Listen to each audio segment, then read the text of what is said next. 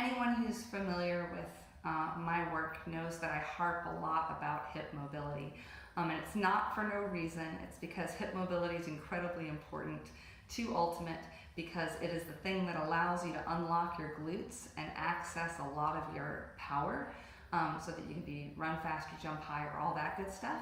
It's also one of the main things that helps protect your lower back from injury by absorbing more force from the ground and allowing you to move through a lot of patterns, deadlifts, squats, things like that, in a way that doesn't compromise your lower back and your spine. So it's incredibly important, but a lot of us just sit all day, and so the Gumdrop is really fabulous for unlocking the hips in all these different places where we hold tension. Unlocking the hips allows us to access those big strong glutes.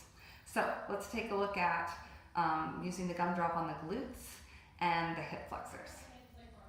Okay, so you're gonna put the Gumdrop under your glute area here. Pick whichever surface feels best to you.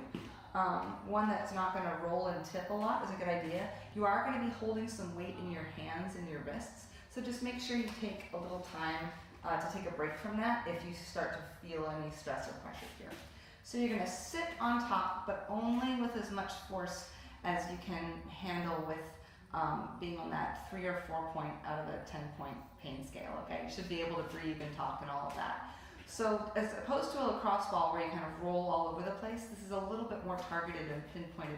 So you're gonna hold your weight up off of that spot, and then just doing a little gentle out and in with the knee, external rotation, and then also letting the knee drift across the midline a little bit. So this is an active mobility exercise. Once you've done that a few times, you're going to do a little bit of knee in and extending out. In and extending out. You can also take it to the outside and out. So we're just letting it kind of work through that whole range of motion here. And you can do a big old circle all the way in and out and reverse that circle. So you're just really taking your time in that one spot. Then you're going to come off of it, give your wrists a little bit of a break, and go on to a different spot. The other way we can get this is from the side, kind of tilting over onto the hip. Again, using this arm as much as we can, and then doing just a little open and close from the side, which allows us to get to that outer hip area. Also really important for unlocking the glutes. So for the hip flexors, we're gonna get this all up into this area here. It's gonna be a little bit uncomfortable, maybe even tickly. I want you to hold some weight in your forearms so that your whole weight isn't kind of sloughed down on top, okay? So from this point, we're gonna find that spot on our hip flexors that's kind of difficult, and then we're actively holding ourselves up with our forearms. Pull your belly button in to support your spine and your core in this situation. And then we're just going to kind of hang out here for a minute and just allow it to press and release. Allow our knee to come down and relax a little bit, okay? So once you've kind of allowed it to sort of come in, then you can come down and relax your body. And I like to do this one as a passive, where I actually just hang out on here.